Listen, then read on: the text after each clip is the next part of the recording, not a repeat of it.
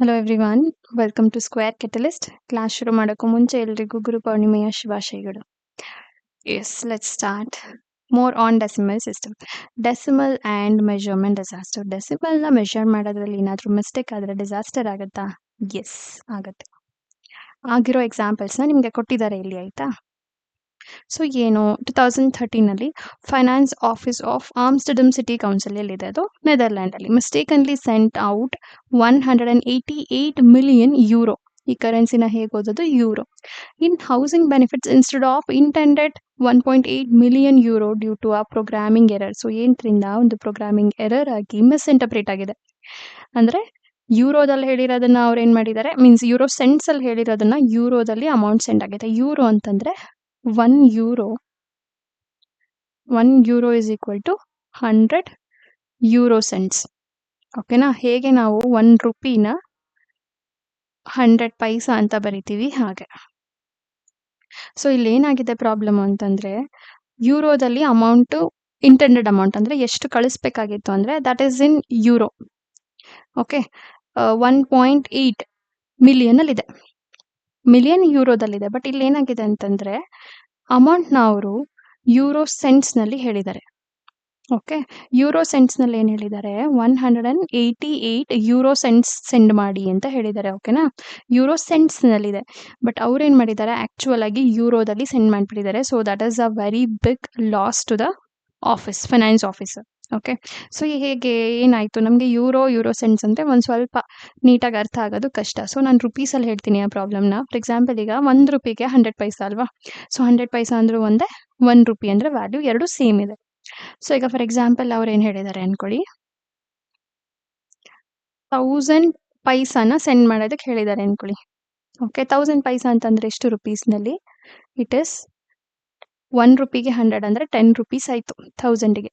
So ಅವ್ರೇನ್ ಮಾಡಿದ್ದಾರೆ, mistake ಅಲ್ಲಿ ಪ್ರೋಗ್ರಾಮಿಂಗ್ ಎರರ್ ಆಗಿ 1000 ಪೈಸಾ ಇರೋದನ್ನ ಏನಾಗಿದೆ 1000 ರುಪೀಸ್ ಅಂತ ಆಗಿದೆ. ಓಕೆ, 1000 ರುಪೀಸ್ ಅಂತ. ಸೊ ಎಷ್ಟು ಲಾಸ್ ಆಯ್ತು? 10 ರುಪೀಸ್ ಕಳ್ಸೋ ಜಾಗದಲ್ಲಿ ಎಷ್ಟು ಸೆಂಡ್ ಮಾಡಿದ್ದಾರೆ? 1000. So it is nearly 100 time ಜಾಸ್ತಿ ವ್ಯಾಲ್ಯೂನ ಸೆಂಡ್ ಮಾಡಿಬಿಟ್ಟಿದ್ದಾರೆ. ಇದೇನಾಯ್ತು? ಲಾಸ್ ಆಯ್ತು. ಅರ್ಥ ಆಯ್ತಾ? ಯೂರೋ ಸೆಂಟ್ಸ್ ಅಲ್ಲಿ 188 ಮಿಲಿಯನ್ ಯೂರೋ ಸೆಂಟ್ಸ್ ಸೆಂಡ್ ಮಾಡಿ ಅಂತಂದ್ರೆ ಅವ್ರೇನ್ ಮಾಡಿದ್ದಾರೆ, ಪ್ರೋಗ್ರಾಮಿಂಗ್ ಎರರ್ ಆಗಿ ಯೂರೋದಲ್ಲಿ amount ಹೊರಟೋಗಿದೆ.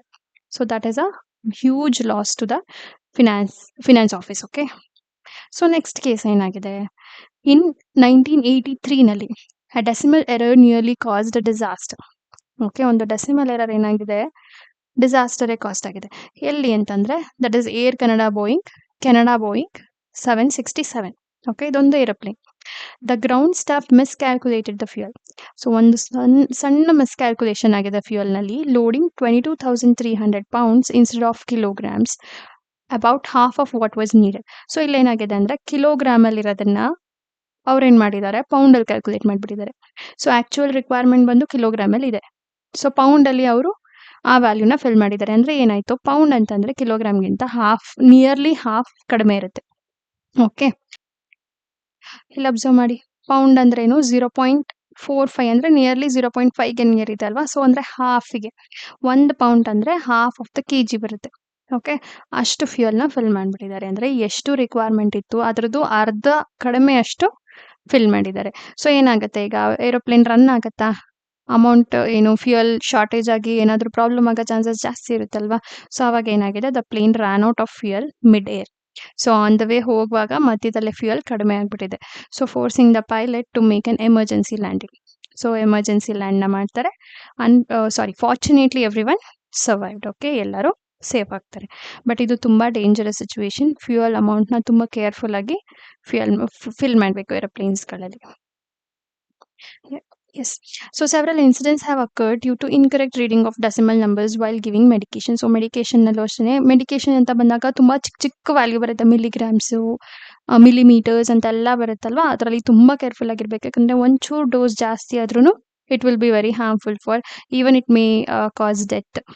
For example, reading 0.05 milligrams as 0.5 milligrams. ಈಗ 0.05 ಮಿಲಿಗ್ರಾಮ್ ಅಷ್ಟು ಮೆಡಿಸಿನ್ ಕೊಡಬೇಕು ಅಂತ ಪ್ರಿಸ್ಕ್ರೈಬ್ ಮಾಡಿರ್ತಾರೆ ಅಂತ ಅನ್ಕೊಳ್ಳಿ.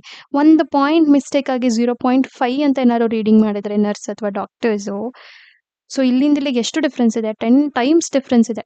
0.05ನ 10 ಟೈಮ್ಸ್ ಹಾಕಿದ್ರೆ ನಮಗೆ 0.5 ಬರೋದು. ಓಕೆನಾ? ಸೊ 10 ಟೈಮ್ ಡೋಸೇಜ್ ಜಾಸ್ತಿ ಆಗುತ್ತೆ. It will be very harmful for patients.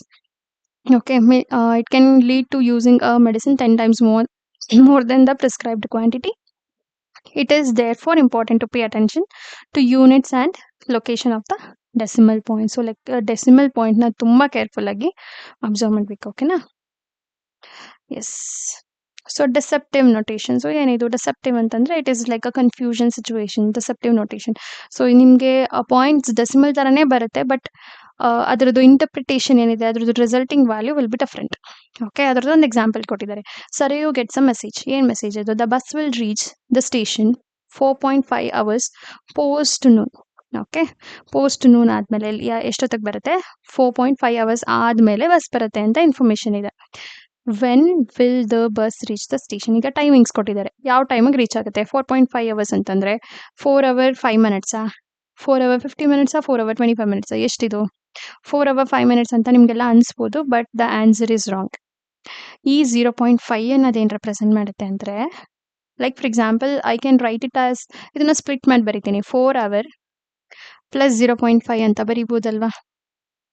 4 ಇದು ಕಂಪ್ಲೀಟ್ ಅವರಲ್ಲಿದೆ. 4 hour.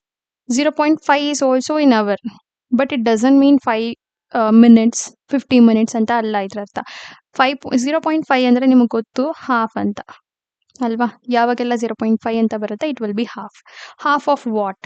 ಯಾವುದ್ರದ್ದು ಹಾಫ್ ಅಂತಂದರೆ ನಾವಿಲ್ಲಿ ಅವರ್ ಬಗ್ಗೆ ಮಾತಾಡ್ತಿದ್ದೀವಲ್ವಾ? ಟೈಮ್ 1 hour ಬಗ್ಗೆ ಮಾತಾಡ್ತಿದ್ದೀವಿ. 4.5 hour ಅಂದರೆ 4 hour and 0.5 means half hour. Half hour ಅಂತಂದ್ರೆ 1 ಅವರಿಗೆ 60 minutes ಇರುತ್ತೆ. ಹಾಫ್ ಅವರಿಗೆ ಇದ್ರದ್ದು ಅರ್ಧ ಅಂದರೆ 30 minutes ಇರುತ್ತೆ. ಸೊ ಈಗ ಎಕ್ಸಾಕ್ಟ್ ಟೈಮ್ ಎಷ್ಟು? 4 hour 30 minutes. ಓಕೆ, ಸೊ ಎಷ್ಟೊತ್ತಿಗೆ ಬರುತ್ತೆ ಬಸ್ಸು? 4 hour 30 minutes ಅಂತ. ಓಕೆ, ಸೊ ಇಲ್ಲಿ ಯಾವುದ್ರ ಬಗ್ಗೆ ನಾವು ಬ್ಯಾಕ್ಗ್ರೌಂಡ್ನ ಅರ್ಥ ಮಾಡ್ಕೋಬೇಕು. 0.5 ಬಂದಾಗ ಯಾವುದ್ರ ಬಗ್ಗೆ ಮಾತಾಡ್ತಾ ಇದ್ದೀವಿ ಅದನ್ನೇ ನಾನು 4.5 hour ಅಂತ ಇತ್ತು, ದಟ್ ಈಸ್ 4 hour 30 minutes. ಅದನ್ನೇ ನಾನು 4.5 ಮೀಟರ್ ಅಂತ ಕೊಡ್ತೀನಿ. ಇದ್ರದ್ದು ಡೆಫಿನಿಷನ್ ಏನಾಗಿರುತ್ತೆ? So we all know that 1 meter is equal to 100 centimeter. Okay, so ಇದು 0.5ನ ಅಗೇನ್ ಐ ಕ್ಯಾನ್ ಸ್ಪ್ಲಿಟ್ 4 + 0.5 ಅಂತ ಹೇಳ್ಬೋದು. ಈ 4 ಅನ್ನೋದು 4 ಮೀಟರಲ್ಲಿದೆ, ಪ್ಲಸ್ 0.5 ಅನ್ನೋದನ್ನ ನಾನು ಸೆಂಟಿಮೀಟರ್ ಹೇಗೆ ಬರೆಯೋಕ್ಕಾಗತ್ತೆ? 0.5 ಅನ್ನೋದು ಯಾವ ಕಾಂಟೆಕ್ಸ್ಟಲ್ಲಿದೆ ಅಂದರೆ ಮೀಟರಲ್ಲಿದೆ. ಇದು ಮೀಟರ್, 1 ಮೀಟರ್ಗೆ 100 centimeter ಅಂದರೆ ಇದು ಹಾಫ್ ಅಲ್ವಾ? 0.5 ಅಂದರೆ ಹಾಫ್ ಅಂದರೆ ಎಷ್ಟಾಯಿತು? 100ಅಲ್ಲಿ it is 50 centimeter. I can say it as 4 meter 50 centimeter. I hope you are understanding. ಯಾವ ಕಾಂಟೆಕ್ಸ್ಟಲ್ಲಿದೆ ಅನ್ನೋದು ಇಂಪಾರ್ಟೆಂಟ್. ಮೀಟರ್ ಅಂತ ಬಂದಾಗ 4 meter 50 centimeter ಆಯಿತು. ಮೀಟರ್ ಬದಲು kg ಬರುತ್ತೆ, ಲೀಟರ್ ಬರುತ್ತೆ, ಆವಾಗ ಮತ್ತೆ ಚೇಂಜ್ ಆಗುತ್ತೆ. Okay, here is a short story of a decimal mishap. ಒಂದು ಡೆಸಿಮಲ್ ಮಿಸ್ಕನ್ಸೆಪ್ಷನ್ ಆದರೆ ಹೇಗಾಗುತ್ತೆ ಅನ್ನೋದು ಒಂದು ಸ್ಟೋರಿ ಇದೆ. Okay, a girl measures the width of an opening as 2 feet 5 inches. So ಎಷ್ಟು ಮೆಜರ್ ಮಾಡಿದಾಳು ಅವಳು? ಡೋರ್ ಎಷ್ಟು ಅಗ್ಲದ್ದು ಬೇಕು ಅಂದರೆ 2 feet 5 inch ಬೇಕು.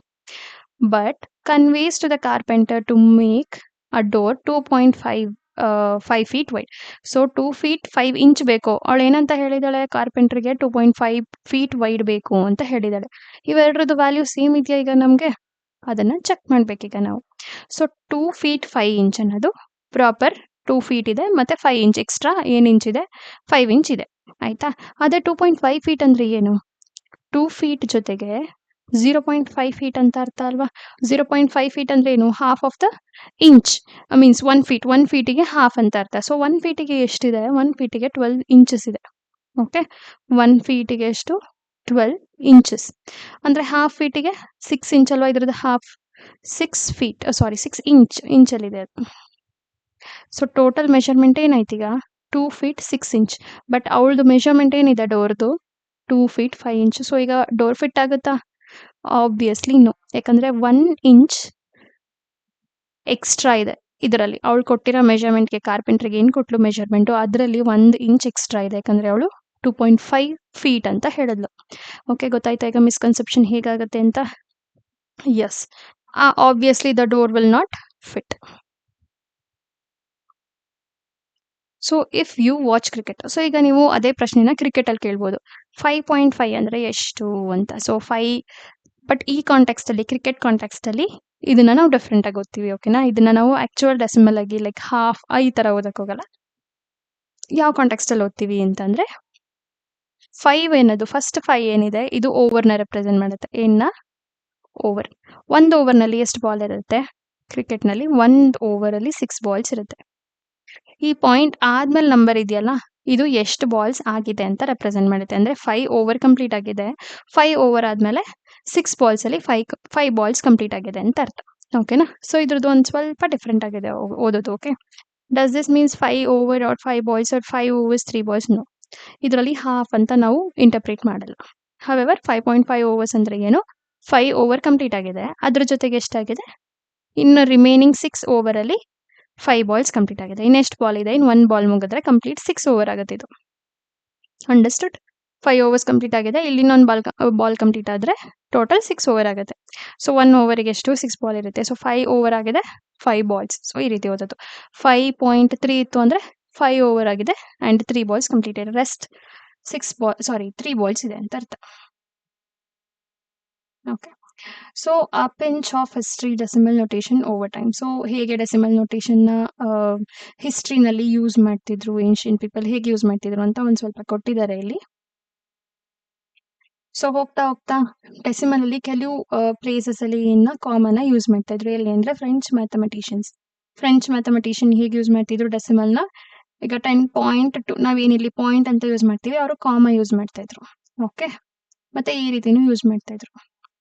0.36 ಅಂತ ಬರೆದು 362 ಅಂದ್ರೆ 100th ಪೊಸಿಷನ್, 2 ಅಂದ್ರೆ 100th ಪೊಸಿಷನ್ ರೆಪ್ರೆಸೆಂಟ್ ಮಾಡ್ತಿದ್ದೆ. ಈಗೆಲ್ಲ ಹಿಸ್ಟ್ರಿನಲ್ಲಿ ಯೂಸ್ ಮಾಡ್ತಿದ್ರು. ಅದು ಹೋಗ್ತಾ ಹೋಗ್ತಾ ಹೋಗ್ತಾ ಪಾಯಿಂಟ್ ಆಗಿ ಕನ್ವರ್ಟ್ ಆಗಿದೆ. ಸೊ ಈಗ ನಾವು ಇಂಡಿಯನ್ ಸಿಸ್ಟಮ್ ಅಲ್ಲಿ ಏನ್ ಯೂಸ್ ಮಾಡ್ತೀವಿ? ಪಾಯಿಂಟ್ ಯೂಸ್ ಮಾಡ್ತೀವಿ. 10.2, 0.5 ಪಾಯಿಂಟ್ ಅಂತಾನೆ ರೆಪ್ರೆಸೆಂಟ್ ಮಾಡ್ತೀವಿ, ಓದ್ತೀವಿ ಕೂಡ. ಓಕೆ, ಸೊ ನಾವು ಇನ್ನೇನು ಈ ಲೆಸನ್ ಮುಗಿಸೋದ್ರಲ್ಲಿದ್ದೀವಿ. So we are doing the last figure it out. So we shall do this in the next class. Okay, thank you so much.